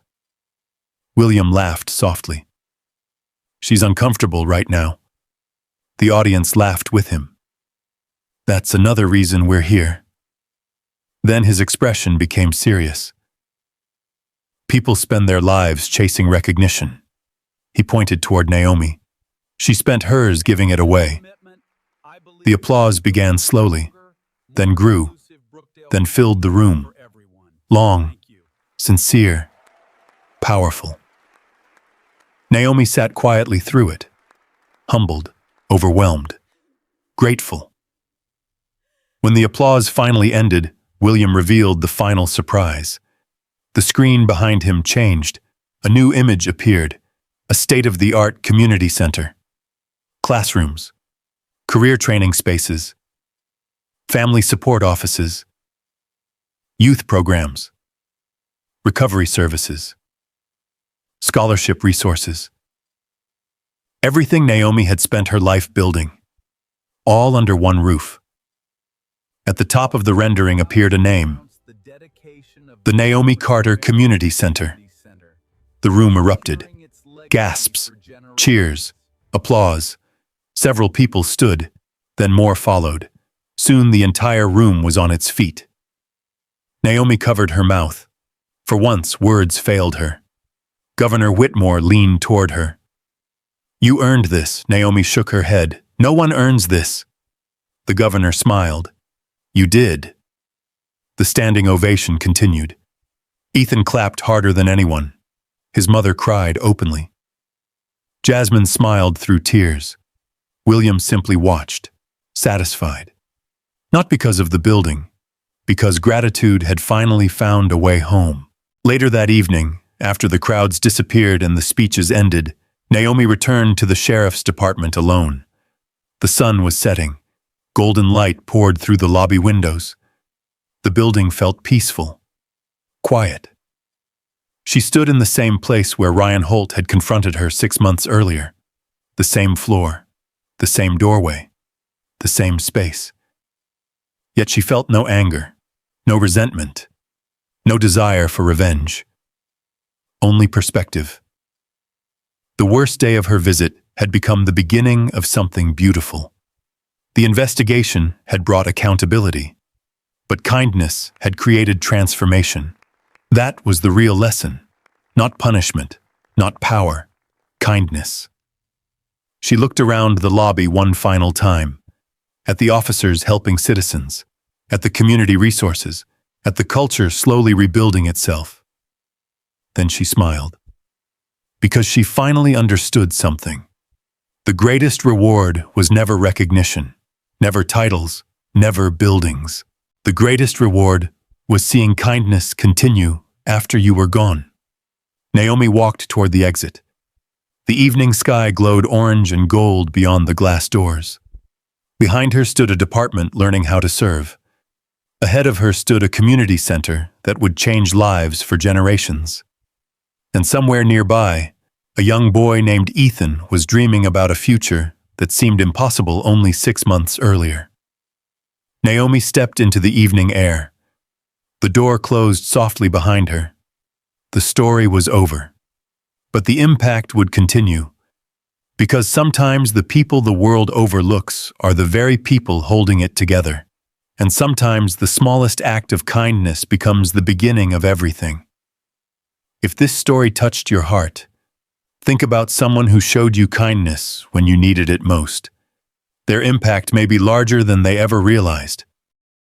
When Naomi Carter stood in the same lobby 6 months later and watched Ethan walk in, wearing his scholarship jacket, she finally saw something beautiful.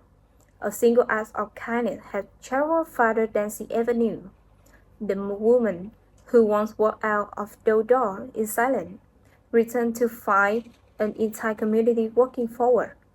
Because she never stopped caring. This story isn't really about power, title, or even justice. It's about the people who give without keeping score, never realizing how deeply their kindness takes roots in someone else's life. Today, take a moment to think about one person who helped you during a hard season of your life. If they're still here, maybe send a message, make a call, or simply say thank you. Because Naomi Carter never expected recognition, yet her quiet compassion changed life for decades. Have you ever been helped by someone who had no idea how much they changed your life? Tell me below. And if this story touched your heart, comment one so we know you're here with us. Stay close because the next story begins with another ordinary moment that nobody realized would change everything.